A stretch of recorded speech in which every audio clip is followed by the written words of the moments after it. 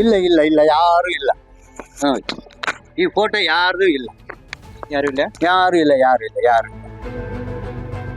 ആളുകളെയും അറിയില്ല, കാര്യം അറിയില്ലേ.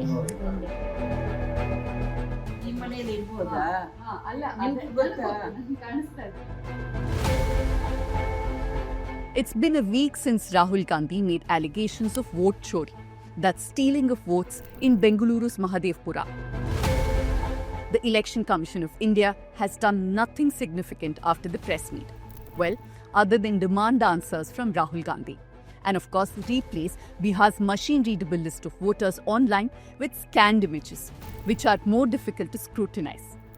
Ever since that press meet, we've all been inundated with stories of fake voters and epic ID duplication from across the country, from Bihar, Kerala, Maharashtra, and many other states. Forget party lines or ideology. This is about the foundation of our democracy.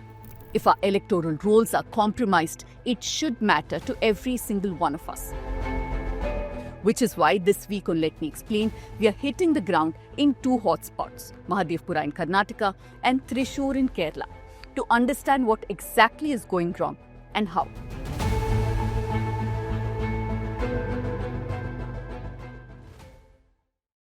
Many of you may be unaware, but there is a connection between the News Minute and the Mahadevpura example. In 2022, we found a private agency called Chilume had been employed by the Bengaluru Municipal Corporation, and they were fraudulently collecting data and selling it to politicians. The intention was to eventually add and delete people from voter lists. But after our investigation, the Election Commission of India stepped in and ordered revision of rolls in 3 places: Shivaji Nagar, Chikpete and Mahadevpura. This was a big impact story, but our work stopped with finding what Chilume was up to. A day after Rahul Gandhi's press meet, a Congress leader told the Indian Express that it was the Chilume investigation that made them choose Mahadevpura as an example. That investigation is an example of what small newsrooms like ours can do. So once again, let me remind you to become a subscriber, be part of our journey, and help us do more such investigations.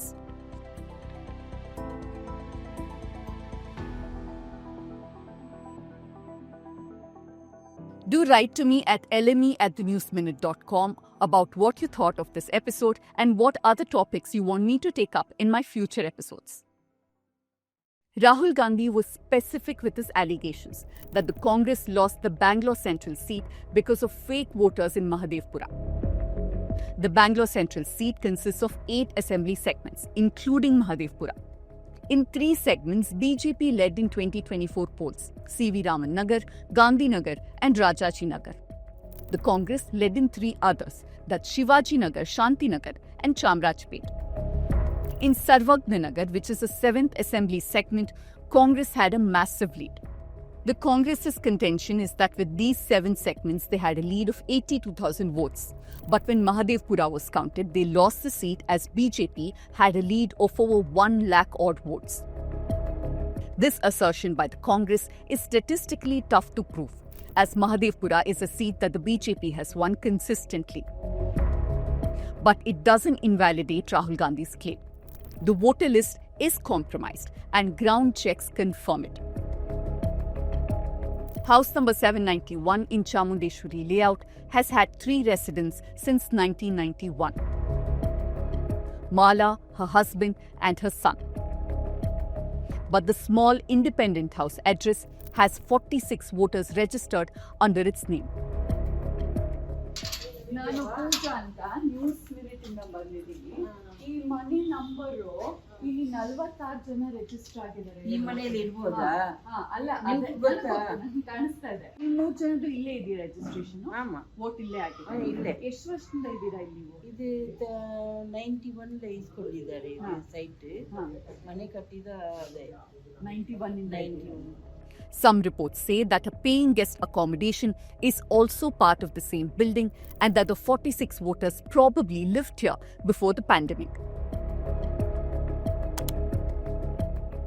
Then there was 153 Beer Street. This is a commercial building, a brewery in Whitefield where 68 voters are shown registered. We spoke to the manager, who did not want to speak on camera but said he's not seen any of the registered voters.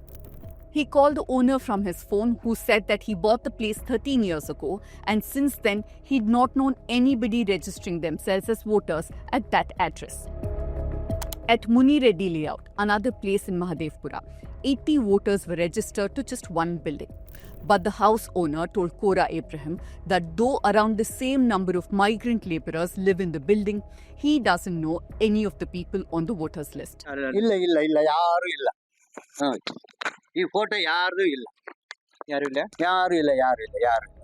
In all these three instances, even if we believe that migrant laborers who were living or working at these places had registered their votes, it's clear that none of them had lived here since the pandemic.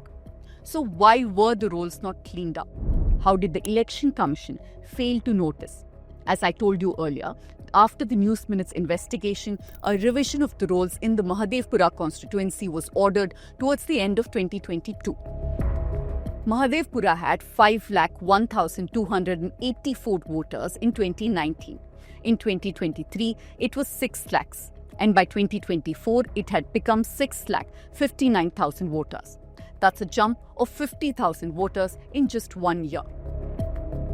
The Election Commission's handbook clearly says that if the net addition of voters during a revision exceeds 4% over the previous roll, then there have to be more layers of cross-verification. Yes, Mahadevpura has had a big migrant population, both white-collar and blue-collar. But this seat saw votes increase by 8.67% in just 1 year. Did the Election Commission do more to cross-verify? We as citizens must ask this question. And if they did, how did places like Mala's house or Beer Street slip right past their radar? Now to the next problem, EPIC IDs. EPIC number is a 10-digit alphanumeric series allotted to a voter and is unique for every voter. Rahul Gandhi highlighted 3 cases: Gurkirat Singh Dang, Aditya Srivatsava and Shakun Rani. A lot of media houses have done wrong fact checks to show Aditya Srivatsava is registered only in Karnataka. They were wrong because these journalists checked the wrong website. We logged on to this link and downloaded the electoral rolls. Aditya is a registered voter in Uttar Pradesh, Karnataka and Maharashtra. Shakun Rani has 3 EPIC IDs and is registered in 3 booths in Mahadevpura. Her husband Virendra Kumar has votes in Karnataka, Bihar and Uttar Pradesh under 3 different EPIC IDs.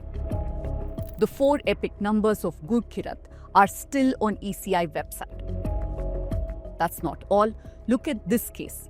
4 versions of Anita registered to the same address, all with different ID numbers and different relatives' names. A nun told us that Anita lived there for 6 years until June 2025. The rest, she'd never heard of them. Then at Reliance Fresh in Bairappa Layout, we found another triple entry. The name Syed Salahuddin appears 3 times as a voter registered there. But the store manager, Nagarjun, who's worked there for over 15 years, says that no one by that name has ever lived or could live in that commercial building. So ನೀವು ಇವಾಗ 15 ವರ್ಷದಲ್ಲಿ ಹೆಚ್ಚು ಕಮ್ಮಿ ಯಾರು ಈ ಹೆಸರವ್ರು ಇಲ್ಲ. ಈ ತರ ಯಾರು ಮ್ಯಾನೇಜರ್ ಇಲ್ಲ ಮೇಡಮ್. ಸೈಯದ್ ಸಾದ್ ಸಲಾಹುದ್ದೀನ್ ಇಲ್ಲ.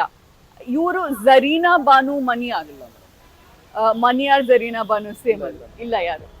Look, we're not blaming individuals like Aditya, Shakun, Gurkirat or Virendra. They could have shifted places multiple times. But what was the Election Commission doing? In May 2025, the Election Commission claimed that they've removed all duplicate EPIC IDs. Even if we do believe the ECI, what is this problem? One person registered under different EPIC IDs. How does the Election Commission plan to solve this? And who's using Form 6 to get people registered at multiple locations? In Mahadevpura, if migrant workers and commercial buildings have been used to increase registered voters, in Kerala's Thrissur, this operation has mainly targeted on apartments. In 2024, actor Suresh Gopi won this seat. This was the first time the BJP won a Lok Sabha seat in Kerala. In Thrissur, vigilant Congress and CPIM cadres had registered many complaints over fake voters. 4C apartment in Capital Village has 11 registered voters. But only this woman, named Prasanna Ashokan, is an actual resident. ആളുകളെയും അറിയില്ല, ഞങ്ങൾക്ക് ആരും അറിയില്ലേ. ഞങ്ങൾ ഇവിടെ 4 വർഷമായിപ്പോൾ ഈ ഫ്ലാറ്റിൽ താമസിക്കുന്നു. ഞങ്ങളുടെ പേരിൽ റൂമിന്റെ പേരിൽ ഒട്ടും അങ്ങനെ ചെയ്യാന്ന് പറഞ്ഞാൽ അത് ശരിയല്ലല്ലോ. One of the 10 fake voters was Ajaya Kumar, identified as Suresh Gopi's driver. Thrissur saw the highest number of vote increase in Kerala. Between 2019 and 2024, there was an increase of almost 11%. My colleague Harita Manav traced many such cases where BJP supporters were registered in more than one constituency, or they were completely fake. But like I said, many of these discrepancies were found before the election, and these people probably did not cast their votes. But the question is, how many such fake votes have gone unnoticed? And were these votes cast? Let's now move on to the Special Intensive Revision, or SIR process in Bihar. It's no secret that electoral rolls in India aren't pure. This is why Bihar saw an SIR process in 2003 and now again in 2025, as people move in and out and many have even died. The Election Commission and the BJP have touted the SIR as the solution to all problems. In 2003, enumerators were sent from house to house for verification. In 2025, the rule changed. Every voter had to submit their enumeration form to their respective BLOs. They had to prove their vote. For those registered as of 2003, no extra documents were required. Now, one would think that after this, Bihar rolls would have been cleaned up, right? No. Our sister organization News Laundry Sumedha Mittal found that punctuation marks replaced names in a village in Bihar. She also found that almost 3 lakh voters had house numbers marked as 0. Reporters Collective found that at least 5,000 votes were registered in Uttar Pradesh are registered in Bihar too. Mintu Paswan, a resident of Bihar's Ara Assembly constituency, was declared dead by the Election Commission in the SIR process. He appeared before the Supreme Court. Scroll found that the EC had overnight replaced digital draft voter lists in Bihar with scanned images. Now, this made investigative journalism or any kind of scrutiny much, much harder. There are many more such stories being uncovered and brought to you by these responsible media houses. These stories clearly show that a special intensive revision done in a haphazard manner is not the solution. And that brings us to the moot question. Who is the Election Commission of India working for? Article 324 of the Indian Constitution empowers the Election Commission to prepare electoral rolls and conduct elections. This power includes an inherent duty to examine serious complaints about the integrity of electoral lists. But if the very list of who can vote is broken, then the game is rigged even before the first ballot is cast. Before I sign off, I want to remind you all that here at the News Minute, our newsroom is free from political owners, corporate bosses, and advertisements, and we have nobody telling us how to do our journalism. We make this choice every day of the year. So this Independence Day, stand for the values our freedom was built on. Buy a News Minute subscription, gift one to someone you care about, and together, let's keep independent journalism alive.